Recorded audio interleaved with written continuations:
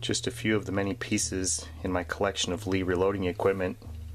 The first Lee reloading handbook, a catalog from a little bit later days into the load all days, still labeled Lee Custom Engineering before Lee Precision came along. But probably some of the oldest things that I have are the shot shell products that came along very early in the Lee Custom Engineering or Richard Lee himself. And this is probably one of the very oldest. You can see it's got the cardboard packaging, the aluminum scoops and measures. In the instructions, they show some of the other products that they had available for supplementing the shot shell loaders. The shell conditioner, I have one of those, and you know, these various things. So here's an interesting piece right here. This is the Lee Star Crimp starter for Remington and Peters plastic shells. Makes a neat 8 pie crimp. Not 8-point crimp, 8 pie crimp.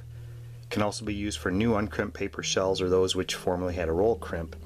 You know, and if you look here, this Lee Custom Engineering, this is still Apple Blossom Lane or North 6th Street in Milwaukee with the old Milwaukee 17 code rather than today's normal zip codes. And you see over here 1961.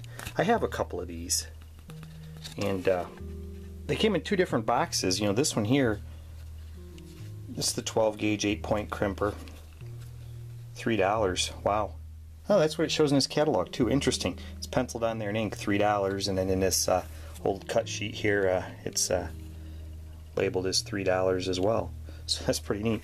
But anyway, I got a couple of these. This one is in probably a little bit later packaging, and it you know, came with these instructions wrapped up inside, which the verbiage is very similar to what's in the catalog, or I shouldn't say catalog, that cut sheet from the Lee loader, from the 20 gauge Lee loader, and also very similar to what's printed around the outside of this cardboard box.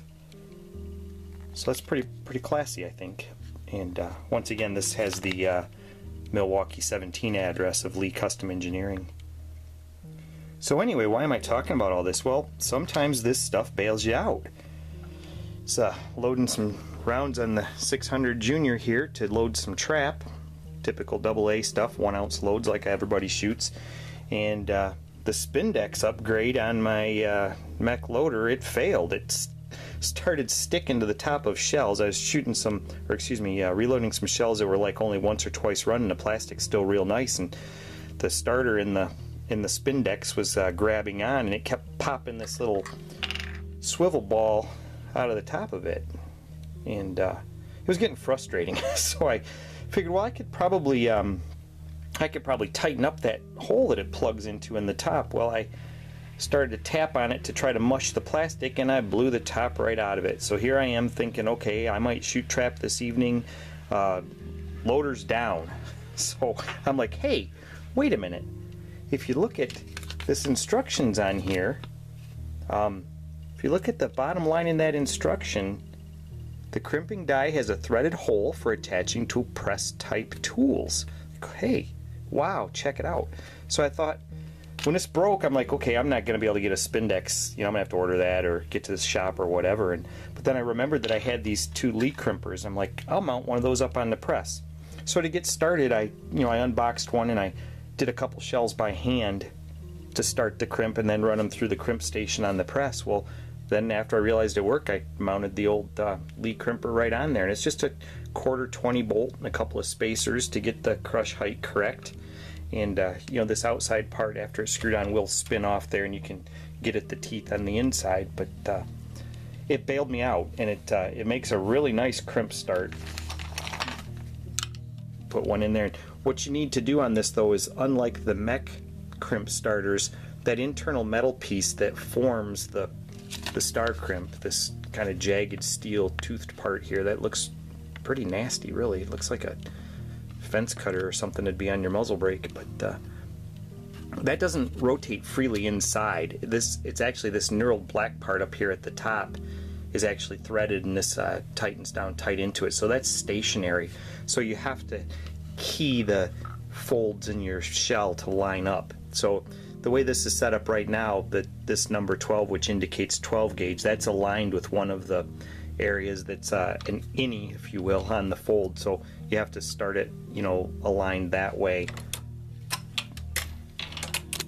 But it makes a doggone nice start on your crimp. So hey, you know, sometimes collecting this stuff, it'll bail you out in an emergency, and I'll get a new Spindex ordered for the mech press, or maybe I'll just continue to run it with this on there. It bailed me out. I got enough shells loaded, but it ends up that I'm not going to go out and shoot trap this evening. It's awful hot out there and the wind's blowing like crazy, and my son, he's busy with some other stuff, so he's got the car and I'm at home fooling around with reloading stuff. So anyway, if anybody has any more questions about some of these vintage Lee things, I've got a relatively large assortment of the various things. I'm sure that everybody's seen these nylon crimp starters. These work really well.